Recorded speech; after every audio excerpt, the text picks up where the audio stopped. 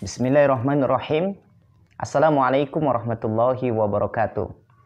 Kaum muslimin yang dimuliakan oleh Allah Subhanahu wa taala, ada yang bertanya kepada saya, Ustadz, bagaimana cara meruqyah seorang anak? Kan biasanya praktisi ruqyah syariah itu selalu mengajarkan ruqyah untuk orang-orang dewasa. Terus kalau gangguan jin atau sihir itu mengenai anak kecil, apa yang harus dilakukan? Ini adalah pertanyaan yang banyak masuk kepada kami.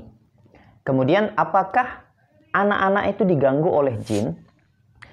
Kaum muslimin yang dimuliakan oleh Allah Subhanahu wa taala, Rasulullah Shallallahu alaihi wasallam mengabarkan kepada kita ketika anak kita pertama kali dilahirkan, kenapa dia menangis kuat? Karena ternyata itu ditusuk oleh iblis. Dan inilah gangguan pertama kepada anak. Dan iblis ingin mengganggu anak-anak kita. Dan anak-anak kecil itu memang lebih rentan diganggu oleh syaitan. Maka apa yang harus kita lakukan ketika anak kita terkena gangguan jin? Ada beberapa hal yang harus kita lakukan. Yang pertama adalah membuat air ruqyah. Bagaimana cara membuatnya? Saya sudah contohkan di video-video saya sebelumnya. Anda tonton bagaimana tips step by step cara membuat air ruqyah. Air yang sudah diruqyah ini, yang pertama diminumkan kepada anak kita. Kalau dia sudah minum susu, maka air ini bisa dicampur di susunya. Atau air untuk buat susunya adalah air yang sudah diruqyah. Dipanaskan boleh. Jadi air ruqyah ini boleh dipanaskan, juga boleh dibekukan. Tidak ada masalah. Ini yang pertama. Kalau misalkan dia sudah sedikit besar, misalkan 3 tahun, atau 4 tahun, 5 tahun, berarti dia sudah minum air. Maka setiap kali dia minum, gunakanlah air yang sudah diruqyah. Ini yang pertama. Kemudian yang kedua, air yang sudah diruqyah dimandikan. Kalau anak kita masih baby, umur 0 sampai 2 tahun, setiap hari kita mandikan 1 atau 2 kali. Maka setiap kali dia mandi, campurkan air ruqyah kita ini di air mandinya.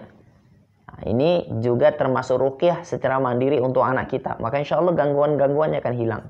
Yang ketiga, ibu dan bapaknya harus rutin juga meminum air yang sudah diruqyah. Kenapa? Karena gangguan pada anak biasanya itu datangnya dari kedua orang tua.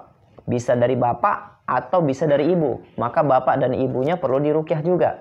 Nah, seperti itu. Jadi fungsinya 3 ini. Kemudian ada yang keempat. Air yang sudah diruqyah ini bisa kita gunakan untuk mempercikkan, untuk membersihkan gangguan-gangguan jin yang ada di rumah kita. Maka percikanlah di kamar kita, di ruang tamu kita, dan di pekarangan rumah, di mana-mana rumah kita yang kira-kira perlu kita percikan semua, termasuk di toilet juga boleh. Ini yang pertama yang harus kita lakukan, yaitu membuat air ruqyah. Kemudian berikutnya yang harus kita lakukan yang kedua adalah mengkonsumsi herbal yang sudah diruqyah. Herbal-herbal yang direkomendasikan untuk anak-anak, pertama madu yang jelas. Allah Subhanahu wa taala mengatakan fihi syifa'un linnas, di dalamnya ada kesembuhan untuk manusia. Kan seperti itu. Kemudian yang kedua, minyak zaitun. Kemudian yang ketiga, kurma azwa. Yang keempat, air zam-zam. Bagaimana cara penggunaannya? Kalau madu, kalau dia masih kecil, baby, kemudian dia sudah minum susu pakai botol, maka bisa dicampur di susunya. Ya, atau ibunya kalau dia belum minum susu atau dia masih menyusu ibu, ya, maka ibunya yang minum insya Allah akan terinfek kepada anak yang menyusu juga insya Allah.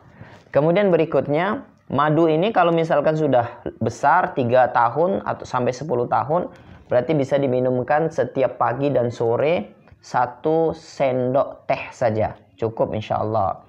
Kemudian berikutnya minyak zaitun. Minyak zaitun ini diruqyah dulu. Cara meruqyah herbal-herbal ini adalah sama seperti meruqyah air. Setelah minyak zaitun ini diruqyah, minyak zaitun ini dioleskan ke seluruh tubuh anak kita. Terutama kalau anak kita masih 1 sampai 3 tahun, Itu kalau bisa habis mandi kita oleskan dengan minyak zaitun, sehingga gangguan-gangguan jin, sihir, ain akan hilang dari anak kita insyaallah biiznillah, dengan izin Allah Subhanahu wa taala. Berikutnya yang ketiga, kurma azwa. Kurma azwa ini bisa di blender, dijadikan jus untuk anak-anak kita yang sudah agak besar sedikit, 3 sampai 10 tahun, atau kalau 0 sampai 2 tahun itu bisa ibunya yang mengkonsumsi, atau bisa dikunyahkan kemudian diletak di mulutnya sehingga dia makan kurma azwa tersebut.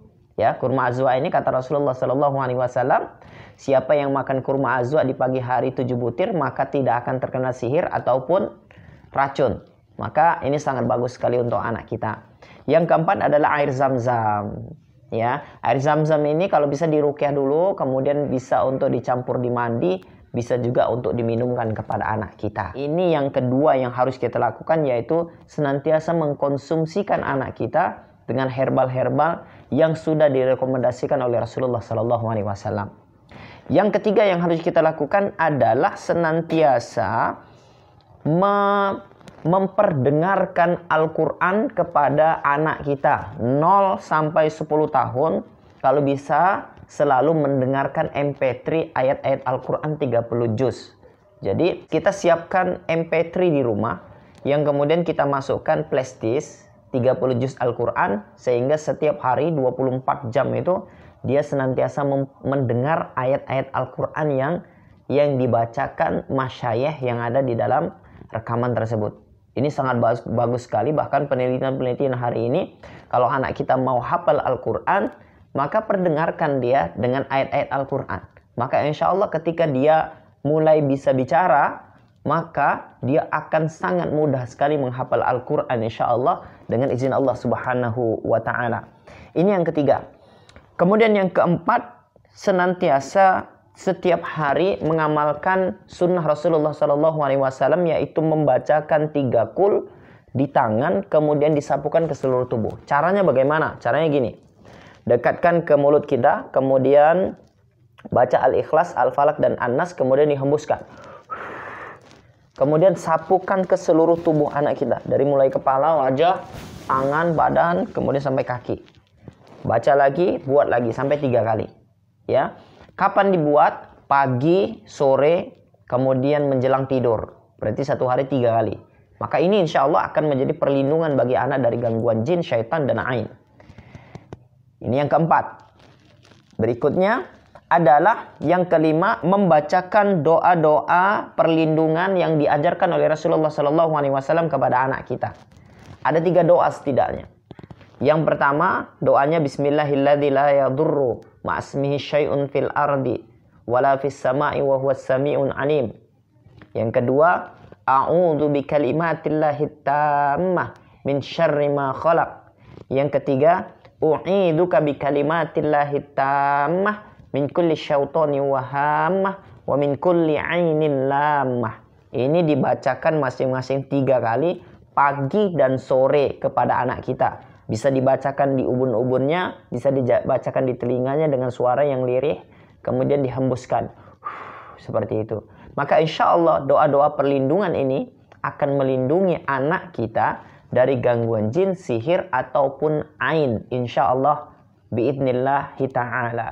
Kemudian berikutnya yang keenam, yang terakhir, apa yang harus kita lakukan? Yang terakhir adalah tawakal hanya kepada Allah. Ibnu Katsir mengatakan tawakal itu adalah la yarjuna li ghairillah, tidak menggantungkan diri kecuali hanya kepada Allah. Kalau berdoa, doanya kepada Allah. Kalau meminta, mintanya kepada Allah. Kalau mohon perlindungannya hanya kepada Allah Subhanahu wa ta'ala. Maka sampaikan kepada Allah, ya Allah, aku titipkan penjagaan anakku ini kepadamu ya Allah. Bukan kepada makhluk, bukan kepada manusia, bukan kepada jin, bukan kepada siapapun. Tapi aku titipkan penjagaan anakku kepadamu ya Allah.